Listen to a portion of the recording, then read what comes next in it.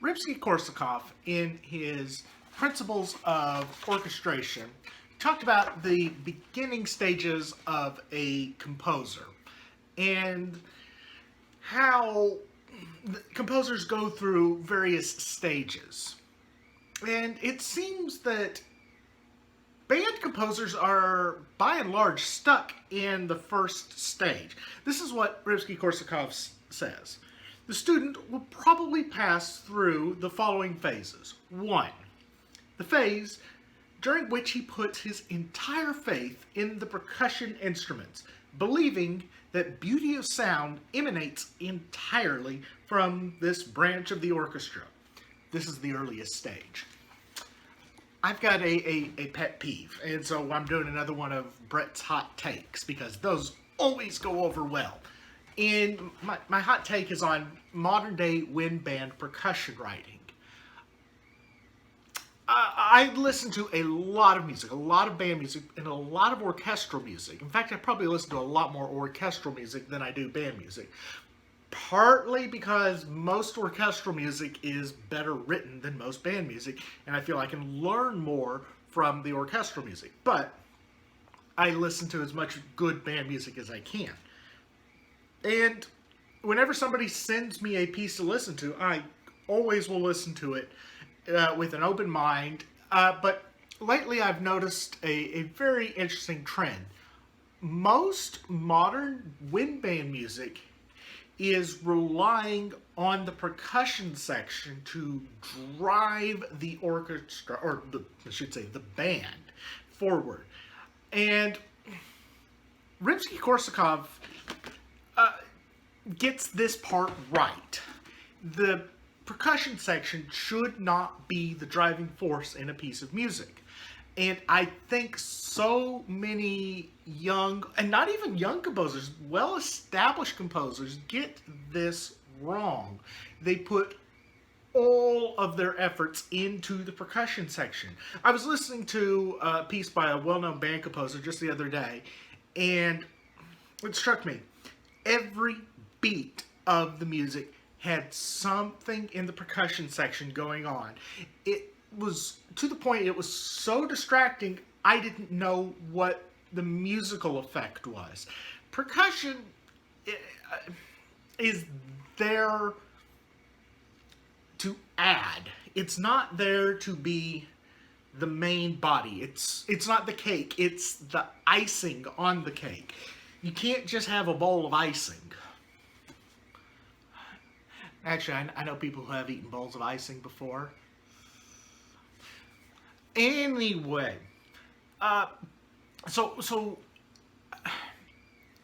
many wind band composers, particularly younger wind band composers, have this penchant for wanting to write the most complex and the most detailed percussion parts imaginable. Now, there is some need for this in early wind band music. That's wind band music written for beginners, second year, maybe third year. And there's a pedagogical reason for this.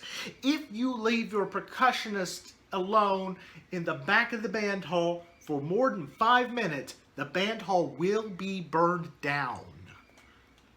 I'm sorry, percussionists, that's just true. You're hyperkinetic and you are going to cause mischief. That's kind of a given. Therefore, younger stage wind band music needs to have much more active percussion parts because at that stage of development, the players just have to have something to do. They can't sit there patiently waiting, and that goes for everybody in the band, but it's doubly so for your percussionists who all tend to be much more hyperkinetic individuals. That's kind of what draws them to percussion. But as the music develops and gets more mature, the percussion writing needs to get more mature too. Now, in wind band, we are drawn so often to marching band style writing, where the drum line has these super intricate parts that to a mere mortal non-percussionist looks to me like, did you just write that part just to show off? I mean, that's kind of what most marching band percussion parts look like to me. He wrote it so that you could show off how technically versed you are. That doesn't work in the concert hall.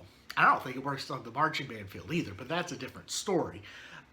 So I'm going to issue a challenge to young and developing wind band composers as well-established wind band composers. I want everybody to try and write one piece where you have no percussion. And it's a challenge for a lot of composers. So no drums, no cymbals, no crashes, no bangs, no timpani, no marimba, no bells, no glockenspiel, no percussion. And see if you as a composer can write a piece that stands on its own melodic, harmonic, textural elements that does not need the icing on the cake. Can you make a cake that is so good it doesn't need icing?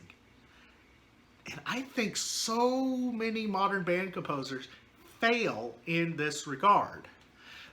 I have done similar things. My very first band piece I wrote has no percussion in it. It's the Adagio for winds and organ. And it's literally winds and organ. It's like 35 wind players and an organist, and that's it. There's not even timpani in it. But my very next piece has percussion out the wazoo. I mean, things that I don't think I've used since. Temple blocks and Wiro and Vibraslap and all that stuff. And so that I went from one extreme to another. And even looking at my two big symphonies that I've completed, Symphony 2 and Symphony 3. Symphony 2 is a big percussion piece that needs 9 percussionists.